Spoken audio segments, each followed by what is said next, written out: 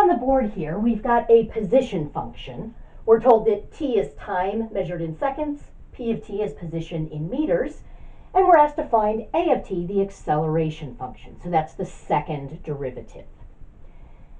Now, if I look at the position function, I notice that it's a product of two functions. So you might say, wait, she hasn't taught us the product rule. But we know that with sums of functions, we can take the derivative of each piece and add.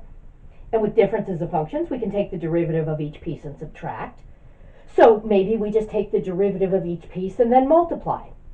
And the answer is that we don't do that. The product and quotient rules are more complicated than that. That's what we'll be doing in the next section. Let me just show you how we can see that the product rule isn't that simple.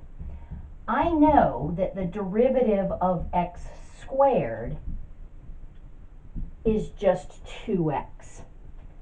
But I also know that x squared is just x times x.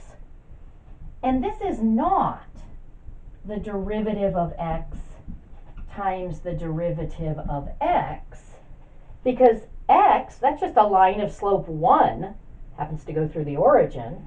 So this would be 1 times 1, which is 1. That's not the same as 2x.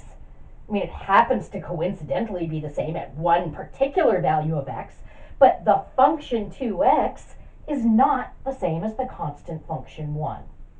So although we have a product and quotient rule for limits, those do not translate directly to a very simple product and quotient rule for derivatives.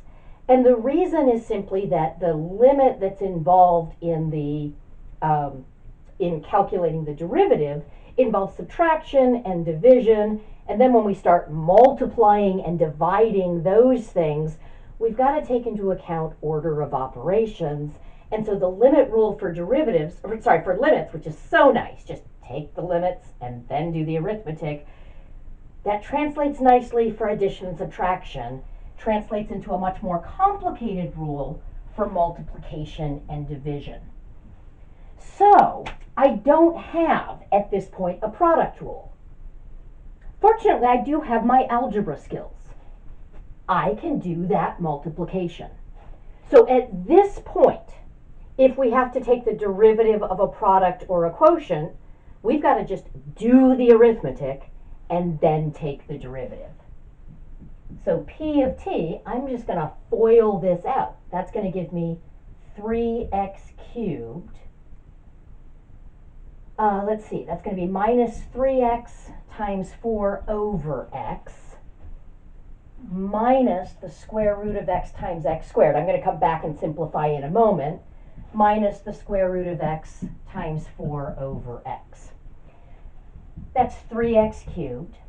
Now here the x's will cancel, so just minus 12. Okay. And there's an x in the denominator here, so I know that for the domain of my function, x cannot be 0. Let's see. That x, square root of x is x to the 1/2 times x squared. I can add those exponents. That's going to be x to the 5/2. And then minus here, this would be 4x to the 1/2 over x to the 1st. Now I can subtract those exponents. So that's going to be 4x to the negative 1/2. 1/2 minus 1 would give me a negative 1/2.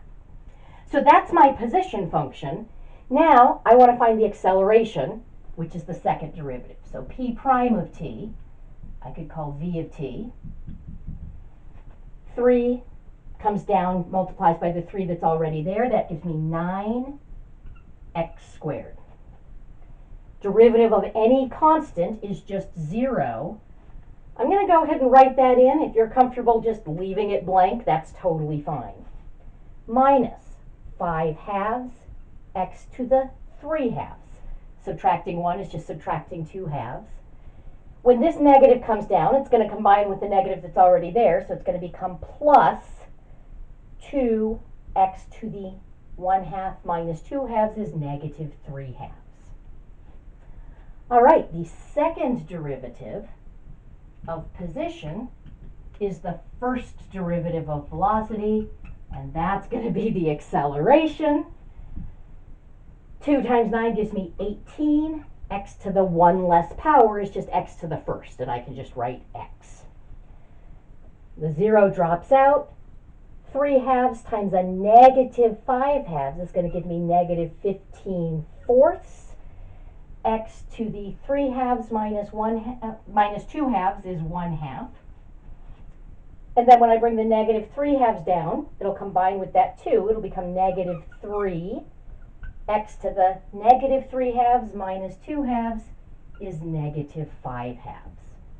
So that would be our acceleration function.